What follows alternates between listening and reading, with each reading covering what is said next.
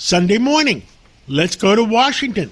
And with us today is Christopher Raia, and he is the Deputy Director of the Federal Bureau of Investigation. And he was involved. He was involved in, what did he call it? FIFA. What does FIFA stand for? The Federation of International Football Association. And, whoa, what a home run that was.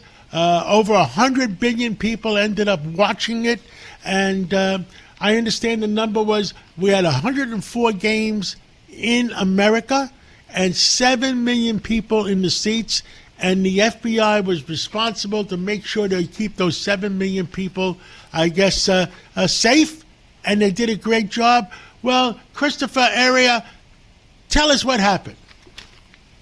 Well, first of all, John, thanks for having me. I always enjoy coming on your show, and I think I tell you this every time. Every day I'm further away from New York, I miss it more and more. So I appreciate the opportunity.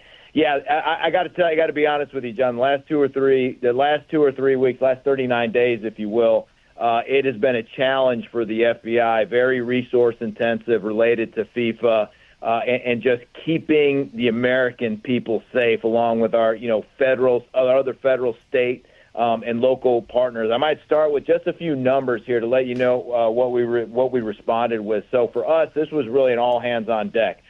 Bureau-wide, again, we're talking about 11 cities across the country, 78 just here in the United States. I believe it was 104 or 100 some across North America. But we dedicated 5,000 different personnel to this effort. We conducted something like one of our duties was to conduct background checks for coaches, other accredited personnel, players. We conducted something like 300,000 background checks for folks.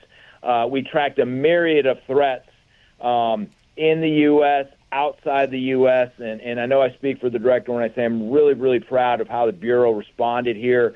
And how the Bureau performed here. This was a special event of epic proportions for two different reasons, really. One, the breadth, depth, and scale of it. Again, it encompassed 11 cities, 78 some games, and each one of those games was the size of the Super Bowl, if not larger. And so when you put those two things together, normally, we have just one Super Bowl a year we have to worry about. Well, we had 78 we had to worry about in the matter of 39 days.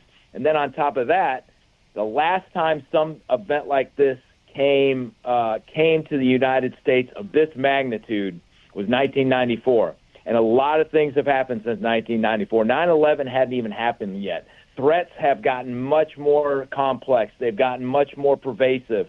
And so really for us, this was a historic response. And again, partnering with our state, local, and other federal partners, a historic response, and we performed very, very well, kept everybody safe, and our citizens, along with other citizens from around the world, enjoyed the game for the 39 days.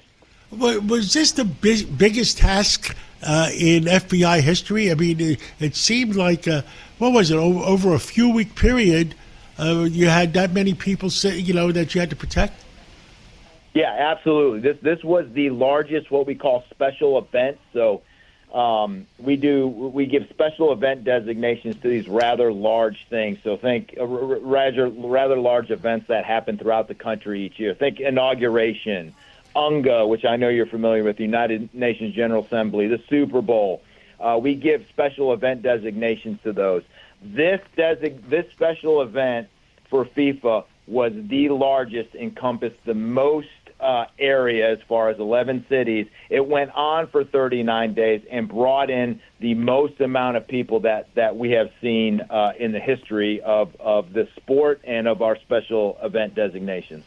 Now, a week ago or so, the Secret Service made an announcement that they had over 10,000 threats that they had to check out against the people they protect within the Secret Service. Did you have any amount of threats that you could talk about?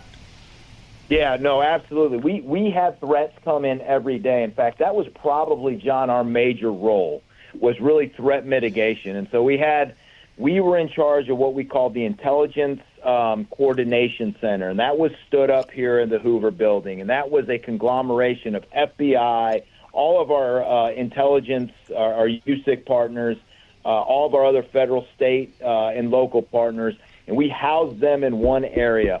And as threats came in, now look, 99.9% of these threats were completely innocuous, right? They were uncredible, unspecified, and there wasn't much to it. But when you have a threat of this size and this magnitude, it is a huge terrorist target. So we have got to run every single one of those threats, every single one of those threats to ground. And so I don't have the number in front of me. I do know it was in the thousands. I do know that we did produce over 100 intelligence reports that got sent to our state, local, and partners, state, local, and other federal partners, just making them aware that there was a threat and to be on the lookout. But again, the majority of those threats were all unspecified, not credible, and we ran the majority of those things to ground. Now, I understand, by the way, the other two numbers I have in the final game, and I might have said it before, 2 billion people watched it, which is a record number. And also, within all the games, the number minimum, and I talked to Andrew Giuliani, I think that's where I got it from, over 100 billion people have watched all the games on television or internet, et cetera, et cetera, et cetera. And it might have been a lot more than 100 billion. And the president was saying that he'd love to do this event again in 2028. I guess soccer could be competing with American football. Well, I think if you take a look, John, I think soccer, globally is much larger than American football, as much as I hate to say it being a football fan. And I think we saw that. We saw how popular that sport is in the last 39 days with all the people that you had just mentioned, all the viewership and everybody who came to these cities around the country to enjoy themselves and enjoy the sport. Now, one more thing. I spoke to Dr. Oz last week, and we talked about on our WABC radio show about Medicare and Medicaid and all the fraud going on. Tell us, is the FBI involved in helping them on this fraud? Yeah, absolutely. We're intimately involved. In fact, Dr. Oz and I participated in a press conference here a while back in Minnesota, so I got a chance to really sit down with him and talk about the amount of fraud with him personally. And so it was a phenomenal discussion. But yeah, I will tell you, we in the last 6 to 8 months, we have pumped a lot of energy, a lot of calories into our fraud threats. And once the vice president stood up the task force to eliminate fraud and created the DOJ's National Fraud Enforcement Division, I will tell you the FBI was all in on that. Another thing we did, we in addition to surging resources, making cases, arresting folks, is we started a novel concept. We started a most wanted fraudsters list.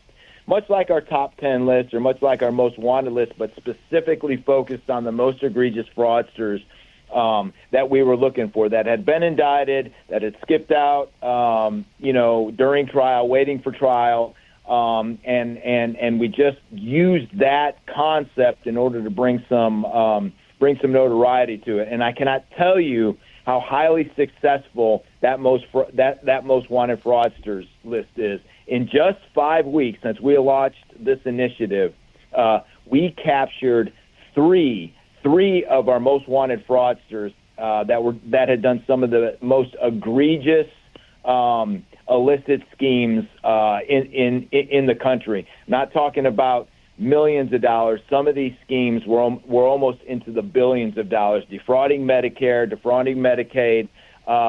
You've heard about Feeding Our Futures, which was a child nutrition a rampant child nutrition program that was illicitly that was defrauded of millions, hundreds of millions of dollars We had a couple of those folks put on the fraudster list as well.